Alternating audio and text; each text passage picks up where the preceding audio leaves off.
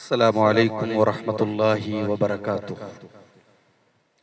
अल्हम्दुलिल्लाहि रब्बिल आलमीन वल आक़िबतु लिल मुत्तक़ीन वस्सलातु वस्सलामु अला सय्यिदिल अंबियाइ वल मुरसलीन व अला आलिहि व सहबिहि अजमईन व मन तबिअहुम बि इहसानिन इला यौमिद्दीन, अम्मा बाद। अऊज़ु बिल्लाहि मिनश शैतानिर रजीम, बिस्मिल्लाहिर रहमानिर रहीम। मन अमिल सालिहन मिन ज़करिन औ उन्सा व हुवा मुमिन फलनुहयियन्नहु हयातन तय्यिबह व लनजज़ियन्नहुम अजरहुम बिअहसनि मा कानू यअमलून। मोहतरम उलमाए किराम, इस्लामी माँ और बहनों, ये हमारे लिए बड़ी खुशी और सआदत का मकाम है कि शहर मऊ की इस प्राइम लोकेशन पर, शहर मऊ के एक मारूफ कॉलेज में आज इस प्रोग्राम में हम और आप जमा हैं और बहुत अहम मौजू पर आज के इस प्रोग्राम की बुनियाद रखी गई है। इस्लाह मुआशरा में ख़वातीन का क्या किरदार है, ये आज के प्रोग्राम का मरकजी मौजू है और मुझे भी इसी मौजू पर कुछ बातें आपके सामने रखनी है। हमारे उमर भाई जो अल फारूक ऑर्गेनाइजेशन के जिम्मेदार हैं, उन्होंने ख्वाहिश जाहिर की है कि एक नज़्म मैं आपके सामने पेश करूं। ये मेरी ही लिखी हुई एक नज़्म है। बेटियों के हवाले से मैं इस नज़्म से अपनी बात का आगाज करता हूं और उसके बाद अपने मौजू पर हम आगे बढ़ते हैं। घर के आंगन की शान होती है,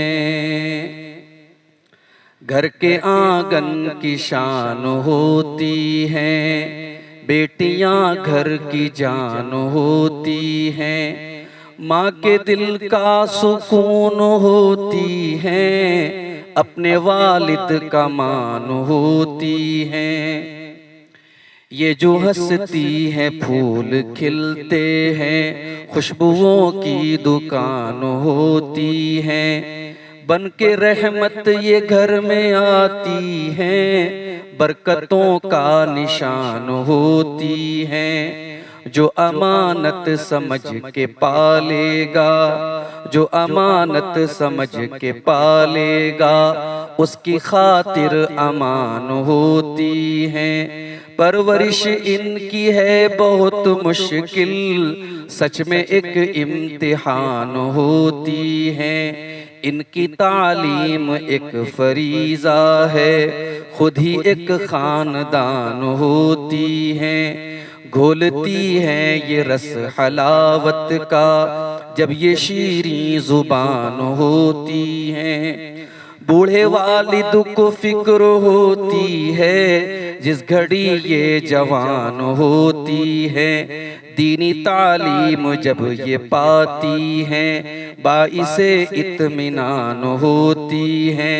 कैसे कैसे सितम ये सहती हैं, दर हकीकत चट्टान होती हैं। मोहतरम सामईन और सामियात, इस्लाह मुआशरा में ख़वातीन का किरदार, इस मौजू पर आज हम बात करेंगे। लेकिन इससे पहले कि हम इस मौजू पर बात करें, कुछ गलत फहमियों को दूर करना बड़ा जरूरी है। और ये गलत फहमियां गैरों के साथ साथ अपनों को भी है। बहुत सारी मुसलमान औरतों को भी ये लगता है कि हमें इस्लाम ने बड़ा दबाया है, हमारे टैलेंट को जाय किया गया, हमें घर की चार दीवारी में कैद किया गया, हमारी जिंदगी शौहर की जबान से निकलने वाले 3 अल्फाज पर टिकी होती शादी के बाद। शौहर की जबान से 3 अल्फाज निकले और औरत की जिंदगी जहन्नम बन गई। तो ये तमाम जो गलत फहमियां इस्लाम के दुश्मनों के दिलो दिमाग में है, उसका तो इजाला हम कर सकते हैं और करते रहते हैं। लेकिन अपनी कौम की औरतों के अंदर, अपनी कौम की बच्चियों के अंदर, अपनी कौम की बेटियों के अंदर भी ये गलत फहमियां आज फैल चुकी हैं। क्या वाकई ये सच है? क्या वाकई में इस्लाम ने औरत को दबाया है? जरा आप अपने गिरदो पेश के माहौल का, जरा आप दुनिया के हालात का जायजा लीजिए और फिर जरा इस्लामी तालीमात का मुताला कीजिए। दुनिया ने औरत को आज कहां लाके खड़ा किया? औरत इतनी हकीर और इतनी सस्ती बना दी गई कि मर्दों का दिल लुभाने के लिए हर प्रोडक्ट का एडवर्टीजमेंट आज औरत से कराया जा रहा है। हर कंपनी के काउंटर पर औरत को बिठाया जा रहा है।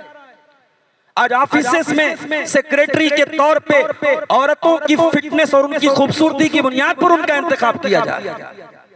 क्या ये औरत की इज्जत है? क्या ये औरत को रिस्पेक्ट दी जा रही है? रिस्पेक्ट क्या होती है? इज्जत क्या होती है? सम्मान क्या होता है? आइए जरा हम कुरान करीम से पूछते हैं। कुरान बताता है इस कायनात में नस्ल इंसानी का सिलसिला अगर बड़ा और चला है तो बगैर औरत के नहीं बढ़ा है।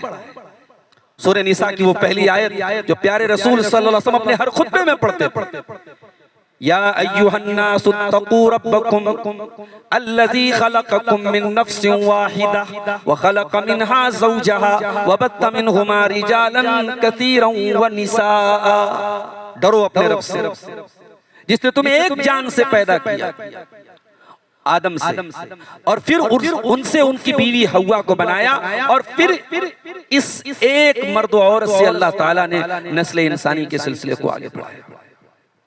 औरत का कौन सा रूप है जिसे इस्लाम ने इज्जत नहीं दी, वकार नहीं दिया?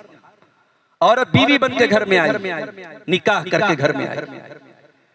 इस्लाम इस रिश्ते को, मियां बीवी के इस रिश्ते को इतना खूबसूरत रिश्ता करार देता है, उसे लफ्जों में बयान नहीं किया जा सकता।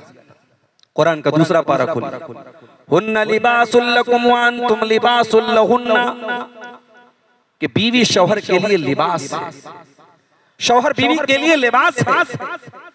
मियां बीवी के रिश्ते को मैं नहीं समझता दुनिया के किसी लिटरेचर में, दुनिया के किसी अदब में, दुनिया के किसी साहित्य में इससे खूबसूरत तरीके से बयान किया जा सकता। लिबास, चाहे मर्द हो चाहे औरत हो, आपकी खूबसूरती, आपकी डिग्निटी, आपके इज्जत, आपकी शराफत, आपके वकार का बहुत बड़ा मजहर आपका लिबास होगा। कुरान कह रहा है बीवी शौहर के लिए लिबास है, शौहर बीवी के लिए लिबास है।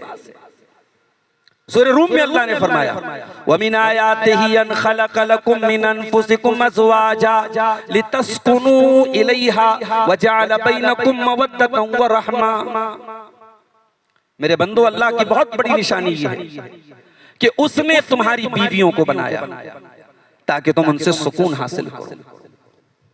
दुनिया के लिए औरत एक सस्ती और हकीर चीज होगी, लेकिन इस्लाम की नजर में ये औरत बीवी बनकर के घर में आती है तो ये घर के सुकून का जरिया बनती है। ये औरत जब माँ के रूप में हो, कुरान जब भी माँ बाप का जिक्र करता है, माँ की कुर्बानियों का जिक्र करता है।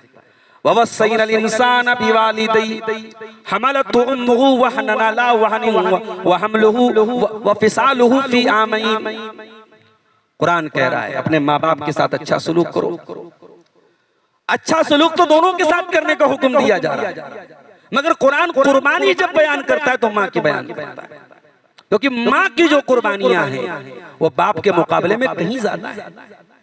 माँ की कुर्बानियों का कोई मोल नहीं, इसका कभी बदला नहीं चुकाया जा सकता। अल्लाह के प्यारे नबी के पास ऐसा मामला आया कि साहबी आए, अल्लाह के रसूल मेरी माँ रो रही है और मैं आपके साथ जिहाद में जाना चाहता हूँ। आपने कहा जाओ, जैसे रुलाया वैसे हंसा करके आओ। एक साहबी आया, अल्लाह के नबी मेरी माँ अकेली है, घर में खिदमत करने वाला कोई नहीं, मैं जिहाद में जाना चाहता हूँ। आपने कहा जाओ माँ की खिदमत करो, फ़इन्नल जन्नत तहत क़दमिहा, माँ को अकेले ना छोड़ के जाओ, माँ के कदमों के नीचे तुम्हारी जन्नत है। ये औरत बेटी के रूप में माँ बाप के लिए जन्नत की खुशखबरी लेकर के आती है। मन आला जारियतैन हत्ता तबलुगा जा यौमल क़ियामति अना व हुवा कहातैन। प्यारे नबी अपनी दोनों उंगलियों से इशारा करके कहते हैं जिसको अल्लाह ताला ने दो बेटियां दी और उन दो बेटियों की उसने अच्छी परवरिश की, तो वो बेटियां पालने वाला वो बाप क़यामत के दिन मेरे साथ रहेगा। आपने दोनों उंगलियों की से इशारा करके फरमाया जैसे दोनों उंगलियां एक दूसरे के साथ जुड़ी हुई हैं, वो आदमी जन्नत में मेरे साथ रहेगा। तो औरत तो हर रूप में इस्लाम में इज्जत और एहतराम के काबिल है। अब एतराज किस बात पर है साहब? इस्लाम ने औरत को लीडर बनने का हुक्म नहीं दिया। अल्लाह के नबी की हदीस है, बुखारी की रिवायत है, वो कौम कैसे कामयाब हो सकती है जो किसी औरत को अपना लीडर बना ले? कहते साहब ये देखिए, इस्लाम ने तो औरत को बड़ा गिरा दिया। इस्लाम तो कह रहा औरत लीडर नहीं बन सकती। औरत लीडर बने, औरत औरत के लीडर बने, औरत औरत की क़यादत करे। औरत को पूरे समाज का लीडर नहीं बनना है। क्यों नहीं बनना है? उसकी भी एक वजह है। हम देखते हैं दुनिया में जो इंसान लीडर होता है उसके मुखालिफीन भी होते हैं, उसके तायद करने वाले भी होते हैं, उसके हामिल भी होते हैं, और जो मुखालिफीन होते हैं वो बहुत कुछ कहते हैं और सुनाते हैं। औरत को अल्लाह ताला ने जो इज्जत और मकाम दिया है उसका तकाजा है औरत को इस झमेले में न डाला जाए। आप दुनिया की सियासत में नजरें उठा के देख ले, जो औरतें मुल्कों की और सूबों की वजीर बनी और बादशाह बनी और मंत्री बनी, दुनिया ने क्या क्या उनके साथ सलूक किया और क्या क्या उनको सुनना पड़ा।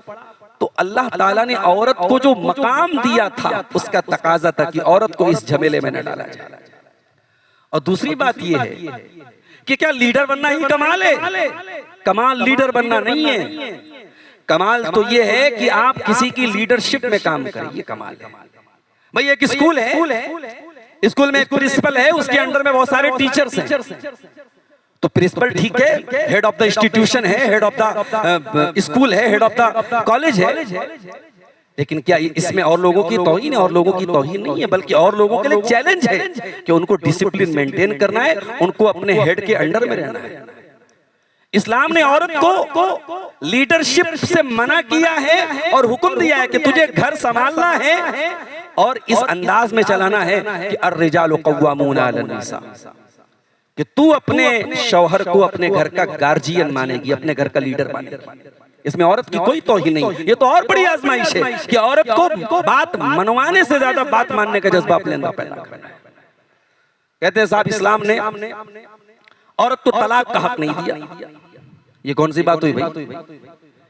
इस्लाम ने औरत को तलाक का हक नहीं दिया। क्या इसमें औरत की तौहीन है? इसमें कोई तौहीन नहीं है।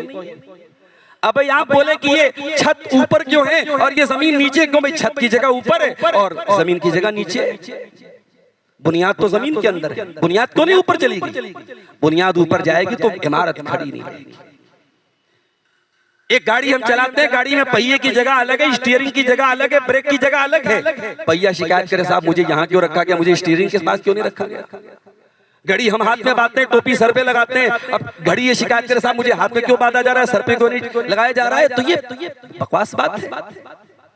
आपकी जगह जहां है इस्लाम ने वो जगह, इस्लाम ने औरत को तलाक का इख्तियार मर्द को दिया, लेकिन इतना खुली छूट नहीं दे दी कि साहब बीवी ने खाने में नमक तेज कर दिया तो तलाक बोल दे और बीवी जुदा हो जाए। ये तो हमारा बनाया हुआ कंसेप्शन है, हमारा बनाया हुआ कॉन्सेप्ट है, ये लोगों का बनाया हुआ गलत अमल है। इस्लाम इससे बरी है। इस्लाम ने तलाक का पूरा एक प्रोसीजर बनाया है। सूरह निसा उठा के आप देखिए, सूरह बकरा उठा के देखिए। इस्लाम तो वो दीन है जो हर हाल में घर बनाने की, घर बचाने की तालीम देता है। फबासु हकमम मिन अहलिहा व हकमम मिन अहलिही। मियां बीवी में कोई नाचाकी होगी, इस्लाम ये नहीं कहता जाओ तलाक दे दो। इस्लाम कहता नहीं, पहले औरत के घर वालों से भी एक आदमी को हकम बनाओ, शौहर के घर वालों से भी एक हकम को बिठाओ, दोनों मिल बांट करके तय कर लें। और कुरान ये भी कहता है इन युरीदा इस्लाहन युवफ़्फ़िक़िल्लाहु बैनहुमा, मियां बीवी अगर घर बचाना चाहेंगे तो अल्लाह बचा लेगा। ये इस्लाम की तालीम। इस्लाम तो बहुत आखिरी स्टेज पे तलाक का ऑप्शन देता है, और वो भी 3 अलग अलग टाइम में। एक बार जिंदगी में तलाक दिया इस्लाम औरत को 3 महीने का तकरीबन इसलिए बोल रहा हूं कि कुरान में महीना नहीं कहा गया, 3 पीरियड कहा गया। 3 महीने तक की मोहलत दी गई। 3 महीने के अंदर शौहर रुजू कर सकता है, नहीं करेगा तलाक हो जाएगी। इन फ्यूचर अगर दोनों मियां बीवी अगर फिर से मिल करके रहना चाहे निकाह कर सकते हैं। ये तो हमने गलत तरीका बनाया तलाक और एक बड़ी तादाद ने उसको 3 तलाक मान लिया और फिर दुनिया भर के उसपे मसले खड़े हो गए। ये इस्लाम का कॉन्सेप्ट नहीं, माफ कीजिए। हाँ, अगर किसी ऐसा केस आ जाए कि भाई बीवी शौहर के साथ नहीं रहना चाहती, शौहर बीवी के हुकूक अदा नहीं कर रहा है, इस्लाम ने खुला का ऑप्शन रखा है, बीवी खुला ले ले। खुला पर भी अगर शौहर राजी नहीं है तो इस्लाम ने निकाह को फस करने का हुक्म दे दिया अगर शौहर के हुकूक की हक तलफी हो रही है। इस्लाम ने कोई नाइंसाफी औरत के साथ नहीं की। कहते हैं साहब, इस्लाम में औरत की गवाही आधी मानी गई।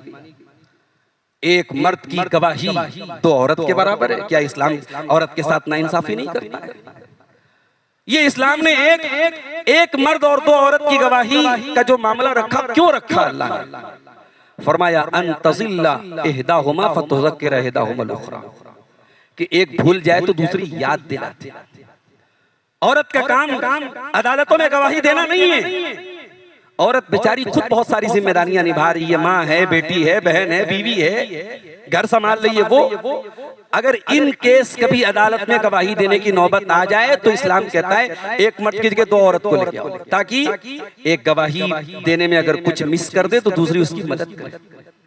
और अगर कोई मामला औरत से रिलेटेड है, जैसे रज़ात का मामला है, अगर कोई ये दावा कर दे कि साहब फला औरत मेरी रज़ाई माँ है, और वो औरत अदालत में आके गवाही देती कि मैं इसकी रज़ाई माँ नहीं हूँ, रज़ात मेरे जरिए साबित नहीं हुई, तो एक औरत की गवाही भी इस्लाम में मान ली जाएगी उस केस में जो औरतों से रिलेटेड केस।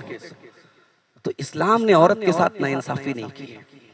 हाँ, कहीं कहीं हम मुसलमानों की अपनी कोताहियों से, एक बड़ा समाज का एक बड़ा तबका ऐसा है जिसने औरत को जुल्म किया उसके ऊपर, खास तौर से जहां तालीम की कमी थी, जहां गुर्बत थी, जहां इफलास था, जहां जहालत थी, औरतों को मारा जाता है, पीटा जाता है। ये इस्लाम की तालीम नहीं है। इस्लाम ने औरत को मारने का थोड़ी, ये कोई जानवर थोड़ी है। तो हमारे गैर मुस्लिम भाइयों की किताबों में लिखा है साहब कि ढोल, गंवार, पशु, नारी, सकल ताड़न के अधिकारी, उनकी किताबों में लिखा है कि साहब औरत को मारना पीटना। इस्लाम ने औरत को मारने की इजाजत बहुत एक्सेप्शनल केस में दी है, जब घर बनने का कोई और रास्ता न हो, तब इस्लाम ने कहा कि हाँ औरत पर हाथ उठाया जा सकता है। अब आ जाइए कि इस्लाम ने औरत का क्या रोल रखा है समाज को बनाने और बिगाड़ने। मैं कल एक किताब पढ़ रहा था, और आपको भी जो आप में से पढ़े लिखे, मैं उनको कहना चाहूंगा कि आप भी उस किताब का मुताला करें। अरबी में वो किताब है, मैं तलाश कर रहा हूँ, शायद उर्दू में तर्जुमा उसका मिल जाए। वो अल्लामा इब्ने अबिलिस की एक किताब है, उसका नाम है अल उर्जूज़तुल मइय्या फी ज़िक्र हाल खैरिल बरिया। अल्लाह के रसूल की सीरत पर ये 100 अशार हैं। अशार अरबी में है, बहुत आसान है, और पूरे 100 अशार में अल्लामा इब्ने अबिलिस जो 7वीं सदी हिजरी के बहुत बड़े आलिम हैं, दमिश्क के रहने वाले थे, वो उन्होंने लिखा है 100 अशार में उन्होंने अल्लाह के रसूल की पूरी जिंदगी को बयान किया है। और इंशाअल्लाह मौका मिला तो हम बनारस में इस पूरी किताब की शरह पर एक दर्स शुरू करने की कोशिश करेंगे। इंशाअल्लाह हो सकता है कि आप लोग ऑनलाइन भी उसको देखें। तो उस किताब का मैं मुताला कर रहा था, तो मैं उसकी सनद देख रहा था। तो सनद, उसको रिवायत करने वाली जो सनद मैंने पढ़ी, तो उसमें बीच में किसी मुहद्दिस की बीवी का जिक्र आया कि फला मुहद्दिस की बीवी ने इस पूरी किताब को अपने शागिर्दों को सुनाया, और फिर उन्होंने अपने शौहर से सुना, और फिर उन्होंने अपने उस्ताद से सुना। तो एक अहम किताब की सनद हमारे सामने आई, उसमें सनद के पूरी चेन में, पूरे सनद के सिलसिले में एक औरत का नाम आया। ये इस्लाम औरत को ये मकाम दे रहा है। आप अगर मुताला करें, स्टडी करें, तो बड़ी बड़ी मुहद्दिसा खवातीन आपको मिलेंगी, बड़ी बड़ी मुफस्सिरा खवातीन मिलेंगी। और दूर मत जाइए, हमारे प्यारे रसूल की प्यारी बीवी और हम सब की प्यारी माँ हजरत आयशा सिद्दीका रजी अल्लाह तआला अन्हा, 2000 से ज्यादा हदीसों को रिवायत किया अम्मा आयशा ने। 18 साल की उम्र में बेवा हो गई। बेवा होने के बाद 50 साल तक जिंदगी गुजारी हजरत आयशा ने। आसान काम नहीं होता है बेवा की जिंदगी गुजारना। दुनिया में कोई औरत बेवा हो जाए उससे जाके पूछिए वो किस कलेजे से जिंदगी गुजारती। यहाँ हजरत आयशा है, नबी की बीवी हैं, जिनकी गोद में सर रख के नबी का इंतकाल हुआ है। हम तो भाई हदीस की किताबों में जब नबी की वफात का तस्करा पढ़ते हमारे कलेजे कटने लगते, हमारी आंखों से आंसू बहने लगते हैं। और जिस हजरत आयशा ने अपनी गोद में, नबी ने जिनकी गोद में सर रखा और इंतकाल किया, उनका कलेजा कितने दुख में रहा हो, क्या बीती होगी उनके दिल पर नबी के इंतकाल के बाद। एक आम औरत होती तो डिप्रेशन में चली जाती, जिंदगी रुक जाती वहीं पे, मगर हजरत आयशा रुकी नहीं। मेरी प्यारी माँ और बहन, नबी के इंतकाल के बाद हजरत आयशा का कमरा आलम इस्लाम की एक बहुत बड़ी दरसगाह बन गया। बड़े बड़े सहाबा आते हैं, पर्दे के उस पार अम्मा आयशा हैं। अम्मा आयशा, हम ये मसला पूछने आ रहे हैं। या मऊ में इतने बड़े बड़े इदारे आप जाके पूछिए, जो सबसे टफ मसला माना जाता है उलमा के नजदीक, वरासत का मसला। फला आदमी मर गया, इतने बेटे हैं, इतने बेटियां हैं, भाई है, भतीजा है, ये है, वो है, कितना हिस्सा किसको मिलेगा। एक मदरसे में आप चले जाइए, 50 उलमा है तो 50 में 2-4 उलमा आपको मिलेंगे जो माहिर हैं, सब लोग माहिर नहीं। लेकिन हजरत आयशा के पास वरासत के मसले बड़े बड़े सहाबा आके पूछते थे, हजरत आयशा जवाब दे रही। फिर कौन सा इल्म है जिसमें हजरत आयशा महारत नहीं रखती। अरबी जबान का इल्म है, अरबी शायरी का इल्म है, इल्मुल अंसाब का इल्म है, इल्म वरासत का इल्म है, इल्म हदीस का इल्म है, इल्म तफसीर का इल्म है। आज के जमाने की बड़े बड़े इदारों की फारिगात हजरत आयशा के पांव की धूल के बराबर भी नहीं है। मेरी प्यारी माँ, तो औरत क्या कर सकती है? अगर औरत अपने टैलेंट को पहचान ले, औरत बहुत कुछ कर सकती है। समाज की बड़ी से बड़ी खतरनाक रस्म और रिवाज के खिलाफ अगर औरत दीवार बन के खड़ी हो जाए, मैं अल्लाह को गवाह बना के कहता हूँ, वो समाज से वो रिवाज खत्म हो सकता है। वो मर्दों के गट्स की बात नहीं है किसी रिवाज को खत्म करना, जितना औरत को अल्लाह ताला ने इसके अंदर कबूलियत कमल कर दिया है। आप आसान समझती हैं? फिरौन बच्चों को कत्ल कर देता था। अपने दरबार के काहिन की बात सुनी थी फिरौन ने, उसने कहा तेरी हुकूमत में एक बच्चा पैदा होगा जो तेरी हुकूमत को खत्म करेगा। फिरौन ने ऑर्डर दे दिया, मेरी हुकूमत में जितने बच्चे पैदा हो सब कत्ल कर दिए जाए। लाइन से बच्चे कत्ल हो रहे हैं। मूसा अलैहिस्सलाम की माँ घबरा गई, बच्चा पैदा हुआ, क्या करूं इसका। अल्लाह ने मूसा की माँ से कहा अन अर्ज़िई व अलक़ीहि फ़िल यम्मी, ऐ मूसा की माँ एक काम करो, अपने बच्चे को दूध पिलाओ और उसे एक संदूक में रख के पानी में डाल दो। माँ से कहा जा रहा है बच्चे को पानी में डाल दो, लेकिन जब कहने वाला अल्लाह है तो माँ को तो इत्मीनान होना है। माँ ने कलेजे पर पत्थर रखा, बच्चे को पानी में डाला, संदूक में रख के पानी में डाला।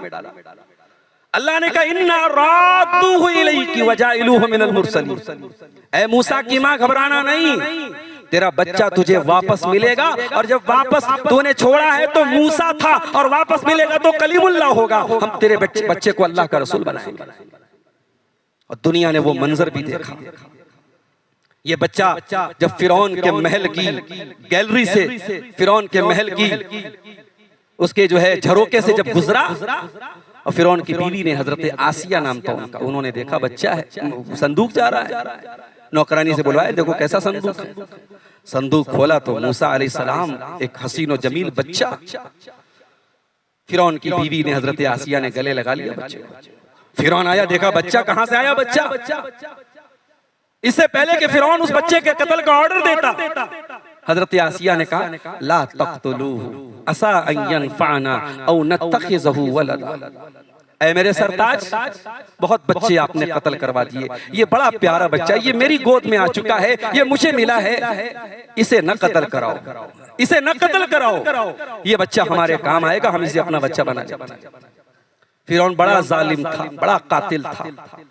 बीवी की बात मान गया, बीवी की बात मान गया, और मूसा अलैहिस्सलाम की जिंदगी बच गई। और फिरौन के महल में फिरौन की तनख्वाह पर उनकी परवरिश की गई। उनको फिरौन ने पाला भी और तनख्वाह दे के पाला। उनकी तनख्वाह भी हजरत मूसा की माँ को मिल रही है और आराम से फिरौन के महल में रह के पल रहे हैं। तो अल्लाह ताला ने औरत के अंदर ये कमाल रखा है। मेरी प्यारी माँ, आज आप अपने मकाम को समझिए। आपका काम, माफ कीजिए, आपका काम सिर्फ घर की सफाई करके, बच्चों को स्कूल भेज करके अपने घर के कामों से फारिग हो जाना और बैठ करके मोबाइल में लग जाना या दुनियावी कामों, सिर्फ ये आपका काम नहीं है। आपका काम एक पूरी नस्ल को बचाना है, एक वो नस्ल जिसे आज जेनजी और अल्फा और पता नहीं क्या क्या कहा जा रहा है। आपकी ये नई नस्ल बर्बाद हो रही है इंस्टाग्राम के आगे, ये नस्ल बर्बाद हो रही है सोशल मीडिया के पीछे। साहब घर से औरत और लड़की निकल रही है हिजाब में और गैर मर्द उसको जिम में पुशअप करा रहा है, उसको कसरत करा रहा है, वो फोटो अपना डाल रही है सोशल मीडिया पे। उसकी माँ तक ये वीडियो पहुंचा, उसके बाप तक ये फोटो पहुंचा। माँ ने कहा साहब मेरी बच्ची है, मैंने बच्ची का कभी दिल नहीं तोड़ा है, बच्ची की हर बात मानी। एक माँ को पता होना चाहिए कि कहाँ बच्ची को का दिल रखना है और कहाँ बच्ची का दिल तोड़ देना है। अगर बच्ची का दिल रखने से अल्लाह का कानून टूट रहा है, अल्लाह की शरीयत टूट रही है, तो वहां हमारी बेटियों का दिल टूट जाए वो गवारा है। मेरे प्यारे नबी के पास आपकी प्यारी बेटी हजरत फातिमा आई। हजरत फातिमा नबी की सबसे छोटी बेटी और सबसे लाडली बेटी। इंसान की औलाद में पहली और आखिरी औलाद बड़ी महबूब होती है, तजर्बा यही बताता है। नबी की सबसे छोटी बेटी हजरत फातिमा सबसे लाडली बेटी। ये घर में आती थी, अल्लाह के नबी अपनी बेटी को चूम लेते थे, उसका हाथ पकड़ के चूमते थे, अपने बगल में बिठा देते। हमारे यहाँ तो बहुत सारे लोगों के यहाँ साहब बाप बेटी से बात ही नहीं करता है। बाप इतना वो बारोब है, बाप इतना जो है वो उसका दबदबा है घर में, वो आता है तो बच्चियां जो है कोने में दुबक जाती हैं, कोई बाप से बात करने की हिम्मत नहीं करती। मैं कभी कभी ये बात कहता हूँ कि जो हम जो खबरें सुन रहे हैं ना कि हमारी कौम की बच्चियां यहाँ भाग रही है, वहां भाग रही हैं, इसके साथ भाग रही है, उसके साथ भाग रही हैं, इसके असबाब पर भी हमें गौर करना चाहिए। बच्चियां इसलिए नहीं होती है कि बाप घर में जाए और बेटियां कोने में दुबक जाएं। बेटियां तो इसलिए होती है कि बाप घर में आए, बेटियां लपके कि हमारा बाप आया है, वो मोहब्बत उनको मिले, वो सम्मान मिले, वो रिस्पेक्ट मिले। तो नबी अपनी बेटी से बहुत प्यार करते थे, लेकिन नबी ने शादी किया तो ये देख के नहीं शादी किया अपनी इस बेटी के करोड़पति घर में मेरी बेटी चली जाए। नबी ने किरदार देखा, कैरेक्टर देखा, अखलाक देखा। हजरत अली के साथ नबी ने निकाह किया और जब निकाह किया अली के पास न घर था न बीवी को देने के लिए महर में कुछ था, वो अपनी ज़रा बेच करके महर का इंतजाम करते। निकाह हो गया और नबी की लाडली बेटी ससुराल जाके चक्की चला रही है। उस जमाने में पिसा हुआ आटा नहीं आता था, चक्की चला के आटा पीसती, गेहूं पीसती थी, सफाई खुद करती थी, सारे काम खुद करती थी। और आज की बेटियों की तरह मैके आके ससुराल की बुराइयां नहीं करती थी। माफ कीजिए, ये तरबियत भी अपनी बेटियों की कीजिए कि हमने बहुत सोच समझ करके तेरा रिश्ता किया है, इसलिए नहीं किया कि तू यहाँ आके अपने ससुराल की शिकायत है। तो ये नबी की बेटी थी। इनको पता चला कि मेरे बाप के पास गुलाम आए हैं, लौंडियां आई हैं। इनको लगा कि कोई गुलाम मेरे घर में भी काम करने के लिए मिल जाए, कोई लौंडी मिल जाए, मेरे घर के कामों में हाथ बटाए, मुझे सहूलत मिल जाएगी। ये आती प्यारे नबी से मुलाकात नहीं हुई। इन्होंने अपना मैसेज दे दिया हजरत आयशा को कि मेरे अब्बा आए तो बता दीजिए कि आपकी बेटी आई थी, गुलाम या लौंडी अगर इंतजाम हो तो अपनी बेटी को दे दीजिए, आपकी बेटी बड़ी तकलीफ में है। हाथों के नील भी दिखा दी। देखिए रसूल की बेटी के हाथ में निशान पड़े। हमारे यहाँ तो साहब डोमेस्टिक वायलेंस का केस हो जाएगा। अरे मेरी बेटी आराम से और ऐसे पली है, तुम्हारे घर जाके उसके हाथ में नील पड़ गए, हम तो डोमेस्टिक वायलेंस का केस कर देंगे दामाद के ऊपर। या नबी की बेटी आके दिखा रही है कि ए अम्मा आयशा, आपकी बेटी के हाथों पे नील पड़ गए ससुराल में काम करते करते, चक्की चलाते। नबी को पता चला। नबी उसी वक्त अपने बेटी के ससुराल पहुंचे और मुस्नद अहमद की रिवायत है, नबी और हजरत अली हजरत फातिमा दोनों बेटी और दामाद बिस्तर पे लेट चुके थे। भाई दामाद होता है, ससुर को देखा, खड़े होने लगे हजरत अली। नबी ने कहा लेटे रहो। कहा ए अली ए फातिमा, मेरे पास जरूर गुलाम आए हैं, लौंडी आई, लेकिन मैं अभी तुम्हें नहीं दे सकता। सीखो मेरी माँ और बहनों, औलाद की हर आरज़ू पूरी नहीं की जाएगी, हर जिद नहीं मानी जाएगी, हर बार ये कह के उनकी हर बात नहीं मानी जाएगी कि इसका दिल न टूट जाए। जहां अल्लाह और उसके रसूल के हुक्म का तकाजा होगा वहां औलाद का दिल भी तोड़ा जाएगा। अल्लाह के कानून को तोड़ने से बेहतर है कि औलाद का दिल तोड़ दिया जाए। कहा ए अली ए फातिमा, यकीनन मेरे पास गुलाम आए हैं, लौंडियां आई हैं, मगर मैं अभी आप लोगों को कोई गुलाम नहीं दे सकता। क्यों नहीं दे सकता? क्योंकि मेरे मदरसे में मस्जिद नबी में जो मदरसा चलता था, आज साहब लोग मदरसों के बारे में बड़ी उल्टी सीधी बातें बोल रहे हैं। मदरसे बंद हो जाने चाहिए। हुकूमत तो हुकूमत और मुखालिफिन तो मुखालिफिन अपने भी बेचारे, उनको बड़ा दर्द हो रहा है साहब, इन मदरसों से क्या हो रहा है। ये मदरसे बंद हो जाने चाहिए, इन मदरसों से क्या हासिल है। अब ये गलत टॉपिक है, मैं उसको छेड़ना नहीं चाहता कि मदरसों से क्या हासिल है, लेकिन मदरसा ये कॉन्सेप्ट नबी के दौर से चला है। नबी ने कहा मेरे मदरसे में, मस्जिद नबी में जो मेरे सहाबा दीन सीख रहे हैं, उनके पास न खाने को अनाज है, न पहनने को कपड़ा है। मैं जब तक उनकी जरूरतें पूरी न कर लूं, अय फातिमा मैं तुमको गुलाम नहीं दे सकता, अय अली मैं तुमको गुलाम नहीं दे सकता। हाँ, मैं तुमको तस्बीह सिखा रहा हूँ। इज़ा अवैतुमा इला फिराशिकुमा फसब्बिहा सलासन व सलासीन व कब्बिरा सलासन व सलासीन व वहमदा सलासन व सलासीन। 33 मरतबा सुभान अल्लाह पढ़ लेना, 33 मरतबा अल्हम्दुलिल्लाह पढ़ लेना, 33 मरतबा अल्लाहु अकबर पढ़ लेना। जब अपने बिस्तर पे सोने जाना, तुम्हें किसी गुलाम की, किसी नौकर की जरूरत नहीं पड़ेगी। ये तरबियत की अल्लाह के प्यारे नबी ने अपनी बेटियों की। हमें और आपको अपने घरों में भी वो तरबियत पैदा करने की जरूरत है। हमारे आजान हो रही है, औरत ने जल्दी से सर पे दुपट्टा रख लिया, आपने सिखाया है तो रखा है, आपकी लड़की ने दुपट्टा। और माफ कीजिएगा, बड़े तजर्बे की बात कह रहा हूं, माँ जो होती है ना, वो सिर्फ जिस्मानी एतबार से अपनी बच्ची की परवरिश नहीं करती है। माँ जो होती है वो मेंटली और साइकोलॉजिकली भी अपनी बेटी की परवरिश करती है। बच्चियां सबसे ज्यादा अगर कोई चीज नोटिस करती हैं, अपनी माँ को नोटिस करती हैं। मेरी 3 साल की एक बच्ची है, वो देखता हूँ कभी कभी आईने के सामने खड़े होकर लिपस्टिक ले ली और ये ले लिया, वो ले लिया और चेहरे पर सजाने लगी। मना भी करते हम लोग, डांटते भी हैं, मगर वो माँ जो है, माँ को बच्चियां देख करके सीखती हैं। अब औरतें, जाहिर सी बात है, वो तो भाई कुरान कह रहा है अब शौफिल हिलियती, औरत जो है सजने सवरने के लिए पैदा हुई है, उसका तो शौक, वो तो सजेगी सवरेगी। लेकिन आप गौर कीजिए कि बच्चियां जो होती है वो माँ का आईना होती है। अगर आपको ये शिकायत है कि आपकी बेटी बड़ी बदजबान है, तो कभी आप तन्हाई में बैठ के गौर कीजिए कि आपकी जबान कैसी है। अगर आपको ये लगता है कि आपकी बेटी बहुत तेज है, बड़ी सबसे जबान लड़ाती है, तो आप ही अपनी अदाओं पे जरा गौर करें। हम अगर अर्ज करेंगे तो शिकायत। बच्चियों की तरबियत आसान काम नहीं है मेरी माँ और बहनों। आपको अगर अपनी बेटी को आपने ये सिखाया, बेटी अजान हो रही है दुपट्टा रख लो सर पे, तो ये भी सिखाइए कि नमाज का टाइम है, नमाज पढ़ ले। यहाँ बेटियां, माँ जो है बेचारी रात में तहज्जुद पढ़ रही है, मौलवी साहब से पूछ रहे, मौलवी साहब इश्राक की नमाज कैसे पढ़ें, चाश्त की नमाज कैसे पढ़ें और तहज्जुद की नमाज कैसे पढ़ें, और उसकी जवान बेटी अपने फोटोज डाल रही है इंस्टाग्राम। तो ये तो बहुत बड़ा मसला है।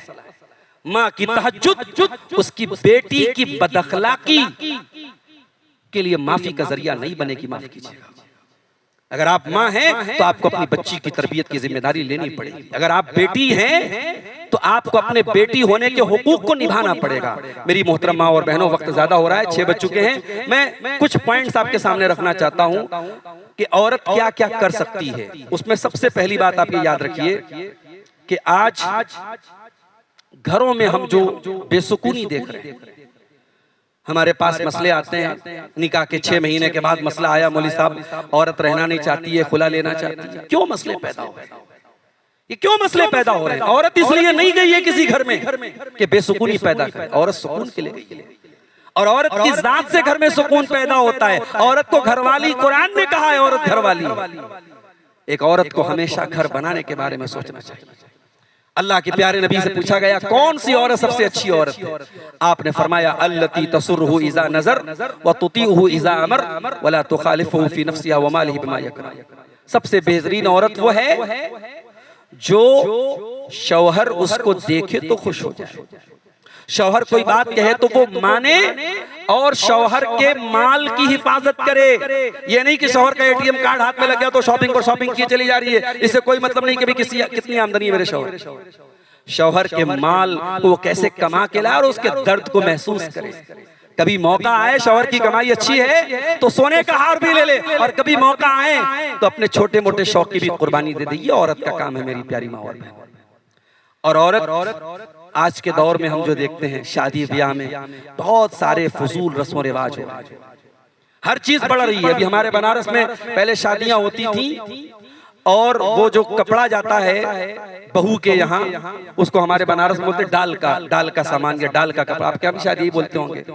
तो उसमें पहले जब मेरी शादी हुई थी तो 11 जोड़े चलते थे, फिर मुझसे छोटे वाले भाई की शादी हुई तो पता लगा 15 जोड़े चल रहे हैं, अभी एक और भाई की शादी करना है, पता लग रहा है 21 जोड़ा चल रहा है। अब जो चल रहा है समाज में, जो राइज हो गया साहब, वो तो पत्थर की लकीर होगी, वो तो करना है, और नहीं करेंगे तो नाक कट जाएगी। और बाप की आमदनी कैसी है नहीं है, बेटा कितना कमा रहा है नहीं कमा रहा है, इससे कोई मतलब नहीं, वो इंतजाम करना है और सजा के संवार के कमरे में पूरा फैला देना है। फिर उसके खूब हर एंगल से वीडियोस बनेंगे और फिर पूरे खानदान में दिखाया फलाने की दाल बड़ी बेहतरीन दाल है, उन्होंने ये दिया, उन्होंने वो दिया। क्यों ऐसा कर रहे हो? और ये तमाम चीजें, इसके लिए जिम्मेदार मर्दों से ज्यादा औरतें हैं। मेरी माँ और बहनों, बड़े दर्द के साथ आपके साथ ये बात कर रहा हूं कि शादी ब्याह की ये रिवाज और ये रस्में एक बहुत बड़ा नासूर बनती जा रही हैं उन बापों के लिए, चाहे वो बेटियों के बाप हो चाहे बेटों के बाप हो, जिनके पास अरेंजमेंट नहीं है। आपके बनारस मऊ के तो हालात फिर भी बेहतर हैं। मैं ऐसे इलाकों में जाता हूं जहां बैंक से लोग लोन लेकर खेत बेच के, घर बेच के बेटियों की शादी कर रहे हैं। तो आप तो बेटियों को बोझ बना रहे हैं। हमारी हुकूमत जो नारा लगा रही है बेटी बचाओ बेटी पढ़ाओ, ये नारा क्यों लगाने की जरूरत पड़ रही है? कि आपने बेटियों को बोझ बना दिया है। तो अगर आप चाहेंगी तो इंशाअल्लाह ये शादी ब्याह के रस्म रिवाज बहुत कंट्रोल में आ जाएंगे। आपको खड़ा होना पड़ेगा और अपने घर से शुरुआत करनी पड़ेगी। और एक और चीज मैं आपकी तवज्जो उधर लेके जाना चाहूंगा कि आप तौहीद की गैरत अपने अंदर पैदा कीजिए। आप कहीं खानदान में गई, किसी लड़के के किसी बच्चे के आपने गले में ताबीज देखी, आप अहले हदीस हैं, आप कुरान और हदीस पे चलने वाली है, तो आपकी जिम्मेदारी है कि आप कहें कि ताबीज गलत है। वो रिश्तेदार नाराज हो जाए, उसकी नाराजगी कबूल कर लीजिए, मगर आप गलत को गलत कहने का गट्स अपने अंदर रखिए। तौहीद के मामले में गैरतमंद बनिए। कितनी मुसलमान औरतें ताबीज गंडे में परेशान हैं, कितनी मुसलमान औरतें जरा सी बीमारी हो जाए, इनको बुला लो उनको बुला लो, फला ओझा को बुला लो, फला पंडित को बुला लो, फला को बुला लो। हराम तरीके की झाड़ फूक गैर मर्द आ रहा है और जवान औरत को फूक रहा है। ये इस्लाम में क्या जायज है? क्या बिल्कुल जायज नहीं। और माफ कीजिए, ये जो झाड़ फूक को पूरा एक प्रोफेशन बना दिया गया कि साहब फलाने मौलवी साहब आके फूकेंगे तब हमारी बेटी सही होगी, ये भी बिल्कुल गलत तरीका है। और औरत खुद इतनी कुरान की आयतें याद कर ले, खुद इतनी दुआएं याद कर ले कि उसके घर में कोई अगर बीमार है, दवा इलाज के साथ साथ वो दुआ कर सके और दम कर सके, रुकिया कर सके। और माफ कीजिए, कुरान की आयतें ऐसा नहीं कि फला पढ़ेगा तो उसके अंदर पावर बढ़ जाएगा, आप पढ़ेंगे तो कम हो जाएगा, ऐसा कुछ भी नहीं। आप अपने आप को क्यों कमजोर समझ रही हैं? कुरान के अंदर आज भी वो ताकत है, बड़ी बड़ी बीमारियों में इंशाअल्लाह शिफा आपको मिलेगी। तो तौहीद के मामले में अपने अंदर गैरत पैदा कीजिए। मऊ जैसे शहर में तकरीबन हर मस्जिद में, जमात अहले हदीस की मैं बात करूं तो तकरीबन हर मस्जिद में जहां जुमा का इंतजाम है वहां खवातीन का भी इंतजाम है। आप सब अपने आप से पूछिए कि आप में से कितनी औरतें जुमा में हाजिर होती हैं? बहुत सारे घरों में बूढ़ी औरतें जा रही हैं, जवान नहीं जा रही है, बहू नहीं जा रही है। बहू को क्यों साहब, उसको खाना बनाना है। अच्छा, बहू को दीन सीखने की जरूरत नहीं है। मैं कहता हूं जुमा के दिन 1 घंटा खाना लेट खा लिया जाए, मगर जुमा की नमाज में वो बहू भी जाए, या पहले 1 घंटा पहले खाना खा ले, घर वाले ठंडा खाना खा ले चलेगा, मगर जुमा के खुतबे में औरत क्यों नहीं जा रही जो बहू है सब घर की खानदान?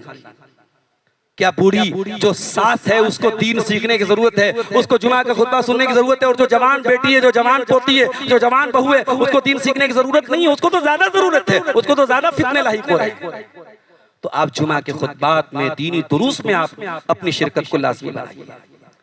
यहाँ बहुत सारी हमारी माएँ ऐसी भी होंगी, जवान बेटियों की माँ हो, बेटियों के रिश्ते के लिए परेशान हो। रिश्तों के लिए परेशान होना एक माँ की फितरत है, माँ को यकीनन चिंता होगी, मगर मैं बड़े अदब से कहना चाहूंगा, अपनी बेटियों को किसी को भी आप किसी के हवाले निकाह करके अगर कर रही हैं तो ये सोच करके उसके हवाले ना करें कि हमारी बेटी संभाल।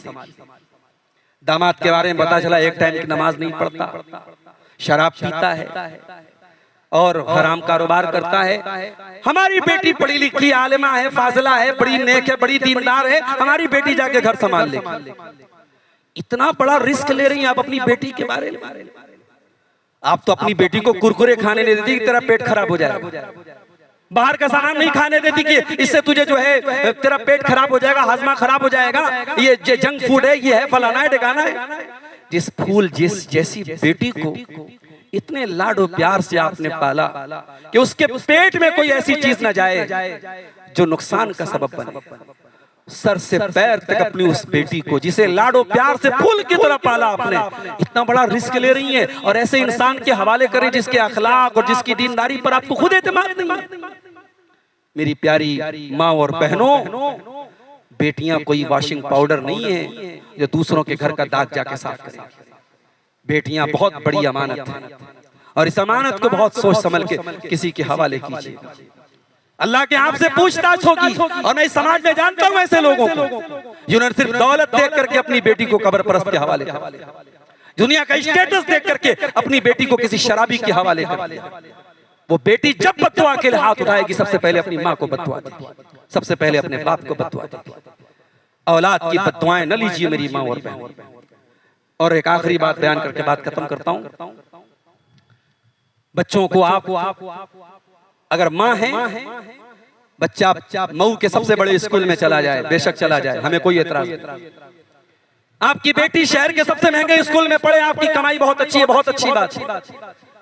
मगर आपकी बेटी 5 घंटे के लिए स्कूल जाती है और 24 घंटे में 19 घंटे वो आपके साथ रहती है। आपसे, आपकी गोद से बड़ा स्कूल आपके बच्चों के लिए नहीं। बच्चे की सबसे पहली नर्सरी आप, बच्ची आपसे सीखेगी, बच्चे आपसे सीखेंगे। मैंने बड़ा प्यारा जुमला कहीं पढ़ा था कि अपने बच्चों को कुरान चाहे किसी के दूसरे के पास पढ़ा देना, सूरह फातिहा अपने बच्चों को खुद पढ़ाना। क्योंकि आपका बच्चा और आपकी बच्ची जिंदगी की आखिरी सांस तक जब नमाज पढ़ेगा सूरह फातिहा जरूर पढ़ेगा और उसका सवाब आपको मिले, ये सवाब किसी और को लेने मत देना। कोशिश करो कि आपका बच्चा सूरह फातिहा आपकी जबान से सीखे, आपकी बच्ची सूरह फातिहा आपकी जबान से सीखे। हर माँ इस काबिल हो कि अपनी बच्ची को कुरान पढ़ा सके, हर माँ इस काबिल हो अपनी बच्ची को दीन की बातें बता सके। ये फितनों का दौर है मेरी प्यारी माँ और बहन। और जब बारिश बहुत तेज हो रही हो तो हम छतरी लेके घर से निकलते हैं, हम रेनकोट पहन के घर से निकलते हैं।